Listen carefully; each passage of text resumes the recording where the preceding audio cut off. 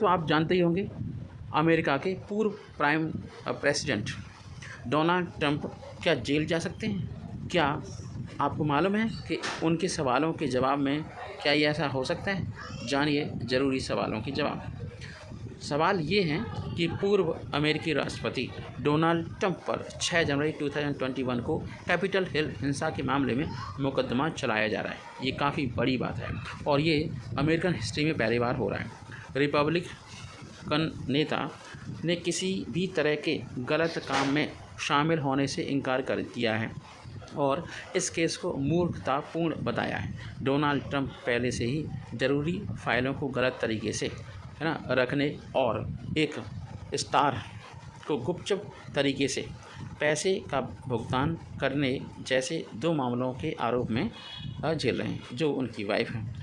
इस मुकदमे को लेकर उठ रहे सवाल, कुछ ज़रूरी सवाल हम आपको बताने जा रहे हैं। ट्रंप का आरोप क्या है, ये देखते हैं। ट्रंप 2020 का राष्ट्रपति चुनाव डेमोक्रेटिक नेता के जो बाइडेन से हार गए थे। उन पर अपनी हार के नतीजों को पलटने की साजिश रचने का आरोप है। उन पर 4 अवैध काम करने का आरोप है। नंबर 1, अमेरिका को धोखा देने की साजिश। नंबर 2, सरकारी गवाही को रोकने की साजिश। 3, किसी सरकारी गवाही या कार्रवाई में बाधा डालना। 4, नागरिकों के अधिकारों के खिलाफ साजिश रचना। ये चारों आरोप चुनाव यानी 3 नवंबर 2020 के तुरंत बाद से लेकर 20 जनवरी 2021 यानी व्हाइट हाउस छोड़ने के दिन तक लगभग 2 महीने की अवधि में ट्रंप के काम से जुड़े हैं। पहला आरोप वोटों को जुटाने, गिनती और सर्टिफाई करने के काम में बाधा डालने के कथित प्रयासों को लेकर है। तीसरा आरोप यह है कि इलेक्टोरल कॉलेज वोटों के सर्टिफिकेशन के काम में बाधा डालने की कथित कोशिशों से जुड़ा है, जिसके कारण कैपिटल हिल मामले को अंजाम दिया गया। चौथा आरोप नागरिकों के वोट देने और उनके वोटों की गिनती के अधिकार में हस्तक्षेप करने के कथित कोशिशों को लेकर है। आपको बताएं, पिछले मामलों में उन मामलों के मुताबिक इस बार आरोप काफ़ी गहरे हैं और भी कोई मैटर हो चुका है, लेकिन यहाँ देखते हैं। ये ट्रंप के खिलाफ तीसरा मामला है और कुछ कानूनी विशेषज्ञों का कहना है कि यह उनके खिलाफ लाया गया सबसे मजबूत मामला नहीं है।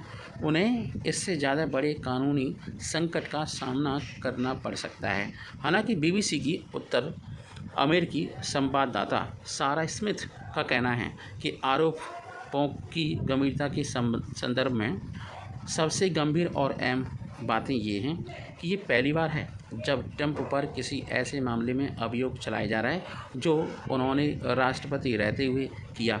इस मामले में नतीजे ऐसे थे जो दुनिया के सामने थे, जैसा कि ट्रंप के अन्य केसों में नहीं है। हालांकि इस मामले की जांच के लिए सरकार की ओर से नियुक्त किए गए वकील जैक स्मिथ ने यूएस कैपिटल पर हमला करने वाली भीड़ को उकसाने के लिए ट्रंप पर आरोप लगाने से इनकार कर दिया और उनका ये भी कहना है कि झूठ से प्रेरित था वो झूठ जो अभियुक्त की ओर से बोला गया। पूर्व सरकारी वकील रेनाटो मैरिओती ने बीबीसी के शो बीबीसी टुडे में कहा कि ये अमेरिका के इतिहास में पहली बार है कि पूर्व राष्ट्रपति पर इस तरह के अपराध के लिए अभियोग चलाए जाए। सत्ता का शांतिपूर्ण हस्तांतरण न करना एक अनोखा मामला था। ट्रंप चुनाव हारने के बाद भी सत्ता से हटना ही नहीं चाह रहे थे। आगे क्या होगा हम आपको बताते हैं।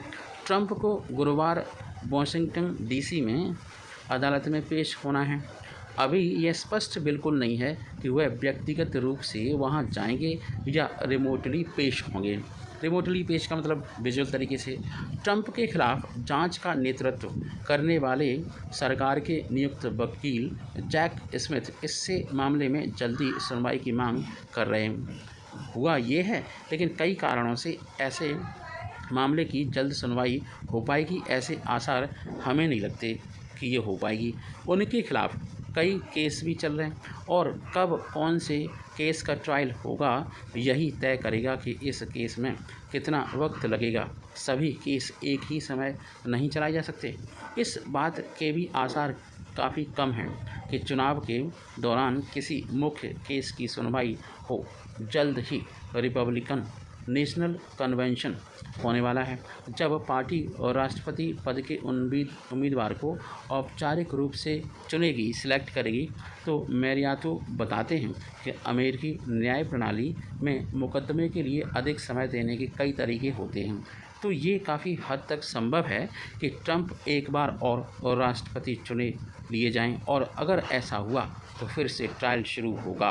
क्या ट्रंप जेल जा सकते हैं या ट्रंप जेल जाकर चुनाव लड़ सकते हैं? 77 साल के ट्रंप दोषी पाए गए तो उन्हें कड़ी सज़ा मिलने की पॉसिबिलिटी है। मामले की सुनवाई के लिए जज तान्या चटकन को नियुक्त किया गया है, और तान्या चटकन की नियुक्ति ओबामा प्रशासन ने की थी। उन्हें ऐसे जज के रूप में जाना जाता है जो कड़ी से कड़ी सज़ा देते हैं। अतीत में 6 जनवरी के अन्य मामलों में उन्होंने बहुत सारी कड़ी सज़ाएं भी दी हैं। ज़रूरी दस्तावेज़ों के मामले में ट्रंप पर अधिकतम 20 साल की सज़ा की तलवार लटक रही है।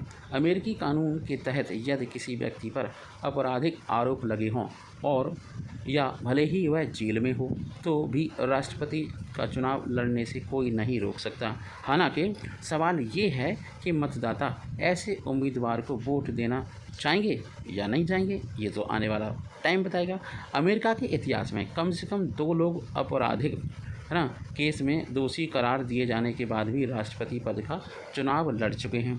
1920 में समाजवादी उम्मीदवार यूजीन डेव्स, जिन्हें 1918 के एक युद्ध विरोधी भाषण के लिए दोषी ठहराया था, और उन्होंने पहले विश्व युद्ध के दौरान भाषण दिया था, जिसके कारण उन पर राजद्रोह का केस चलाया गया था। धोखाधड़ी के एक मामले में दोषी ठहराए गए लिंडन लारूश ने मिनेसोटा की एक जेल में सज़ा काटते हुए 1992 में चुनाव लड़ा था। ट्रंप अगला चुनाव जीते तो वे अपनी सज़ा माफ़ भी करवा सकते हैं। कुछ विश्लेषकों का कहना है कि यदि ट्रंप को दोषी ठहराया गया और वो चुनाव जीत गए तो बहुत हद तक संभव है कि वो खुद की सज़ा माफ़ कर देंगे। यह संभावित परिस्थिति अमेरिका में पहले कभी देखी नहीं गई और ना ही इससे जुड़े कोई नियम हैं। इसका अर्थ है कि सुप्रीम कोर्ट को इसमें हस्तक्षेप करने की ज़रूरत पड़ सकती है। अगर मामला उनके राष्ट्रपति बनने के बाद भी चलता रहा तो मामले को खारिज करने की भी कोशिश कर सकते हैं। ट्रंप के रिपब्लिकन प्रतिद्वंदी उम्मीदवार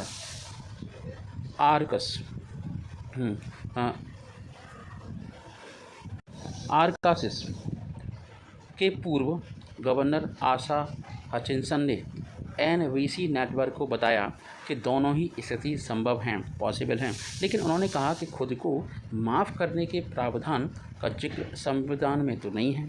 उन्होंने कहा कि ऐसा कदम मुझे लगता है कि अनुचित ही होगा। हालांकि ट्रंप के एक दूसरे रिपब्लिकन प्रतिद्वंदी विवेक रामास्वामी ने कहा कि राष्ट्रपति चुने जाने पर वो खुद ट्रंप को माफ़ कर देंगे।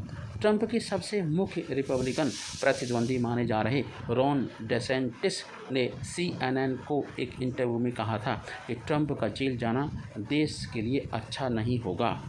जय हिंद, जय